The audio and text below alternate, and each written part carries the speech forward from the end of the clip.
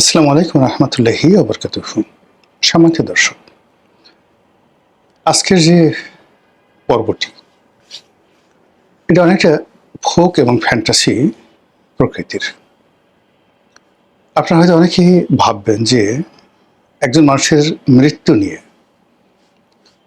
একজন মানুষের জীবন নিয়ে কি করে ফ্যান্টাসি তৈরি হতে পারে, বা এটা হাউ ইট ইজ পসিবল। এখানে একটা বিষয় আপনাকে বুঝতে হবে যে বাংলাদেশের ৬ কোটি মানুষ, ৬ কোটি মানুষ যারা যে কোনো মূল্যে চাচ্ছে শেখ হাসিনা আরো বহু বছর বেঁচে থাকুক। তার কোনো অপরাধ নেই, তার কোনো অন্যায় নেই, এবং তার হাতেই আল্লাহ রাব্বুল আলামিন সমস্ত বরকত দিয়ে রেখেছেন এই ৬ কোটি মানুষের জীবন জীবিকা থেকে শুরু করে আরো অনেক কিছু। তো এরকম একটা জায়গাতে আপনি চিন্তা করেন যে মানুষের যে তাদের যে কল্পনার শক্তি, তাদের যে ইচ্ছার শক্তি, সেটা যে কোনো সময় সুনামি আকারে এই রাজপথে ভেঙে পড়তে পারে। অন্যদিকে এই ৬ কোটির কাউন্টার আরো ৬ কোটি মানুষ, এই ৬ কোটি মানুষ শেখ হাসিনাকে একটা বিরাট অংশ ভয় পাচ্ছে, আর একটা বিরাট অংশ মাঝামাঝি যে না, একেবারে খারাপ ছিল না, এই শুধুমাত্র এই জিনিসগুলো যদি বাদ দিত তাহলে তো বর্তমান যেভাবে চলছে তাদের সে ভালো চলতো। আরেকটি অংশ বলছে যে না, এই ভদ্র মহিলা কোনো অবস্থাতেই ভালো ছিলেন না, তার বেঁচে থাকার কোনো অধিকার নেই, এই বাংলাদেশের যত রকম অশান্তি সুনির্দশা তার কারণে হয়েছে, এবং আজকের যত কিছু দুর্ভোগ দুর্দশা সরকারের সব শেখ হাসিনার জন্য। কাজেই তাকে মারতে হবে, তাকে ফাঁসিতে চড়াতে হবে, এবং তাকে এই বাংলার মাটিতে এনে দৃষ্টান্তমূলক শাস্তি দেওয়ার মাধ্যমেই এই রাষ্ট্রের কল্যাণ নিহিত। এদের সংখ্যাও কিন্তু কয়েক কোটি। তো কাজেই যখন এরকম একটা অবস্থা চলে, সেখানে মাঝে মাঝে একটা জায়গায় যদি আপনাকে অবস্থান করতে হয় তাহলে ফ্যান্টাসি ছাড়া আর কোনো উপায় নেই। আপনি এখানে যদি ধরুন শেখ হাসিনার পক্ষে খুব বেশি কথা বলতে যান, তাহলে তারা যারা প্রতিপক্ষ তারা সঙ্গতির কারণে আপনাকে ফাঁসির আসামি বানিয়ে ফেলবে। আর আপনি যদি শেখ হাসিনাকে ফাঁসির আসামি বানিয়ে অন্য যে সকল কট্টরপন্থী এখন যারা নেতা রয়েছেন তাদের মতো কথাবার্তা বললেন, তাহলে আপনাকেও তারা হিট লিস্টে রেখে দেবে। এবং আমাদের দেশে আপনি যদি স্বাধীনতার ইতিহাস পড়েন, সেই চারু মজুমদার থেকে শুরু করে সিরাজ শিকদার থেকে শুরু করে জাসুদের রাজনীতি, এমনকি আমাদের মহান মুক্তিযুদ্ধে যে গেরিলা বাহিনী ছিল তারা যে সকল দুর্ধর্ষ কর্মকাণ্ড করেছেন,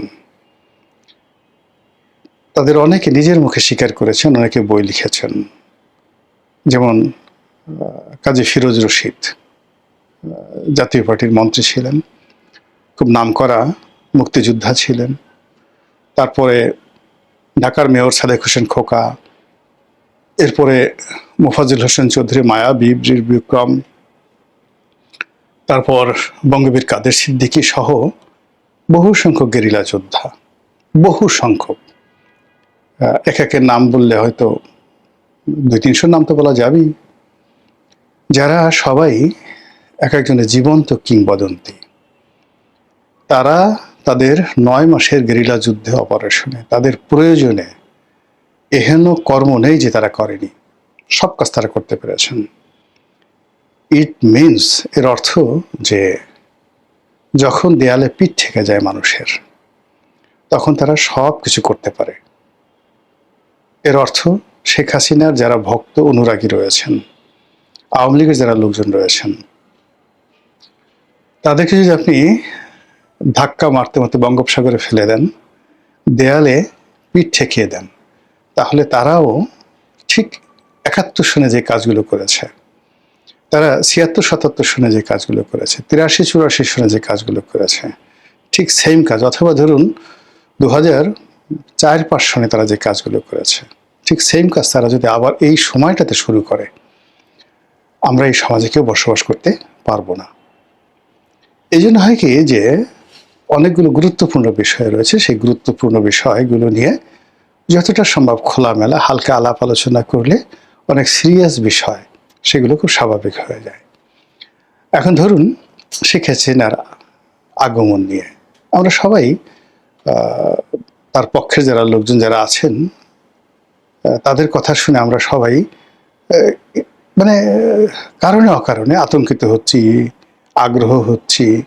তিনি কি প্লেনে আসবেন, না পায়ে হেঁটে আসবেন, তিনি কি ত্রিপুরা দিয়ে আসবেন, আগরতলা ত্রিপুরা দিয়ে আসবেন, নাকি সেই আমাদের লালমনিরহাট, বাংলাবান্ধা, রংপুরের ওই সীমান্ত দিয়ে আসবেন, তিনি কি মুর্শিদাবাদ এই এলাকা হয়ে মুজিবনগর যে এলাকা আছে যেখানে বৈদ্যনাথ তলাতে স্বাধীন বাংলাদেশের মন্ত্রী পরিষদের প্রথম যে গার্ড অফ অনার হয়েছিল, মুজিবনগর সরকার গঠিত হয়েছিল, তো সেখানে সেই বৈদ্যনাথ তলায় কি তিনি আসবেন, নাকি সিলেটের যে জৈন্তা পাহাড়ের কাছে যে একটা সীমান্ত রয়েছে সেখানে আসবেন,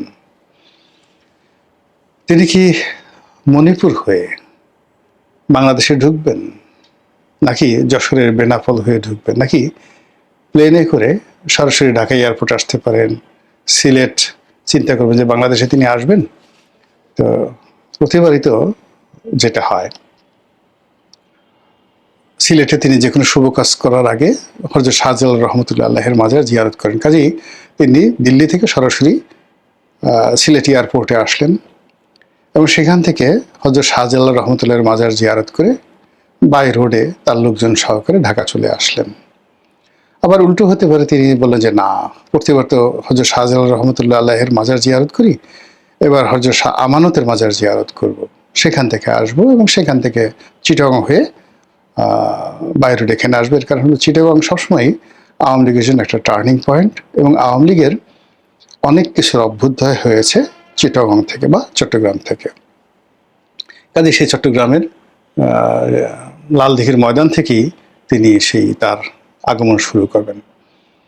এ সকল কথাবার্তা যখন আলোচনা আমরা করি, প্রতিপক্ষের মনে ভীষণ রকম যাকে বলা হয় রাগ তৈরি হয়, ক্রোধ তৈরি হয়, ক্ষোভ তৈরি হয়, আতঙ্ক তৈরি হয়, বিরক্তি তৈরি হয় এবং তারা মনে হয় যে যদি পেতাম তাকে এখনই 1 মিনিটের মধ্যে ফাঁসিতে চড়িয়ে ফেলতাম।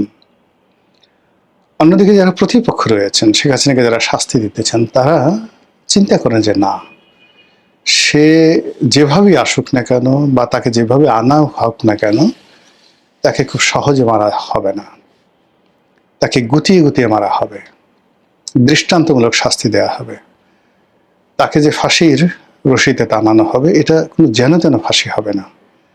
বিশেষ 3 রং, লাল, নীল, সবুজ, এই লাল, নীল, সবুজ 3টি বিশেষ যে রং, এই রঙের যে পৃথিবীর সবচেয়ে শক্ত যে দড়ি আছে, এই রঙের দড়ি বিদেশ থেকে ইম্পোর্ট করে আলাদাভাবে এই ফাঁসি রশি বানিয়ে আনা হবে এবং সেই যে ফাঁসির রশি, সেই ফাঁসির রশিতে টানিয়ে তাকে ওই একবারই মানে ওই রশিটি ব্যবহৃত হবে। আমাদের যারা জল্লাদখানা আছে, আমি জানি না, এখানে হয়তো প্রত্যেকটা জল্লাদখানায় যে ফাঁসির রশি, এগুলো নতুন থাকে না, এগুলো পুরনো থাকে।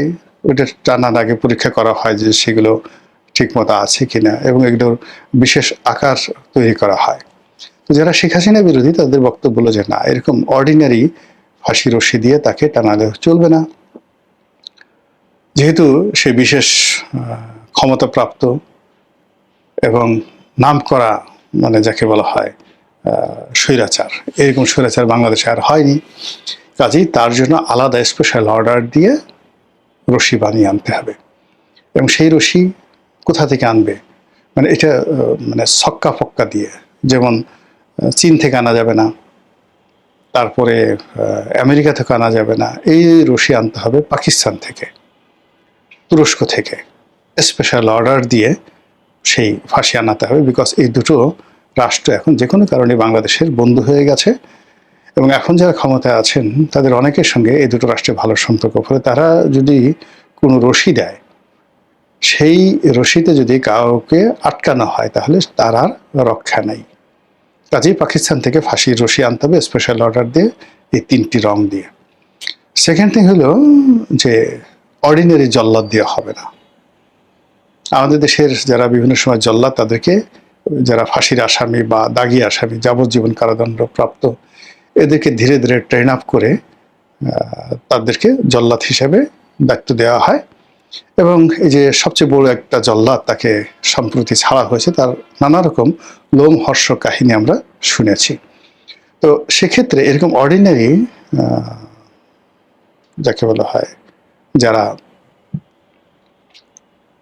জল্লাদ রয়েছেন, এরকম তো হবে না। শেখ হাসিনার জন্য আলাদা মহিলা জল্লাদ লাগবে, এবং সেই মহিলা জল্লাদ আগের থেকে ট্রেন আপ করতে হবে।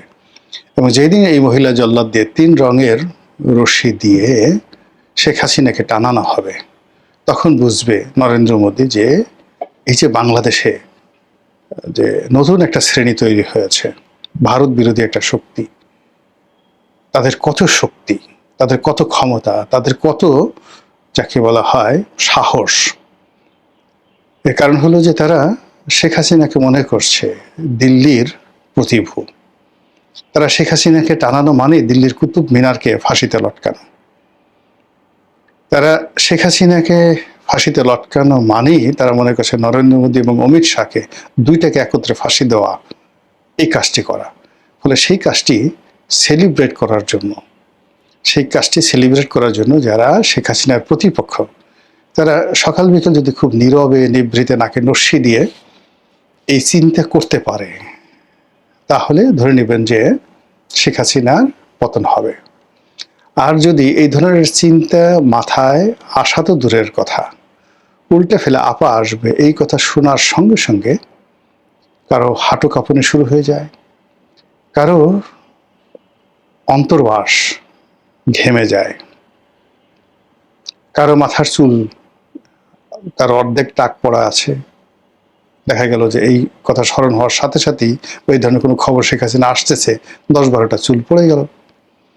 যাদের মাথায় একেবারে পুরো টাক, তাদের মুখের মধ্যে দেখা গেল যে চান্দির মধ্যে হঠাৎ করে একটা দাগ পড়ে গেল।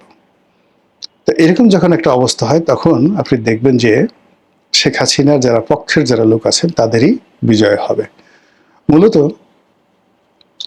যে কোনো একটা ঘটনা ঘটে পাবলিক পারসেপশনের উপরে, পাবলিক ঘটনাটাকে কিভাবে নেয়, কিভাবে বিশ্বাস করে, এবং সেই বিশ্বাস অনুযায়ী তার মনোবল কোন পর্যায়ে আছে।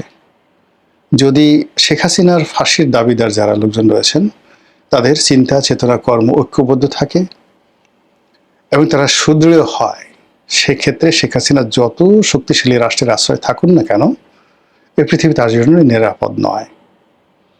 আবার অন্যদিকে শেখ হাসিনার যারা কর্মী সমর্থক রয়েছেন, তারা যদি তাদের নেত্রীর দেশে ফিরে আসার ব্যাপারে সুদৃঢ় থাকেন, আর শেখ হাসিনার দেশে ফিরে আসার খবরে যদি কারো পিলে চমকে যায়, কারো পেটের মধ্যে গুড়গুড়ানি শব্দ শুরু হয়ে যায়, কারো নাভির গোড়ায় চিনচিন করে শব্দ করে ওঠে, কারো হাত পা কাঁপা শুরু হয়ে যায়, কারো গলা শুকিয়ে যায়, আপনি নিশ্চিত থাকেন শেখ হাসিনার এই বিজয় হবে।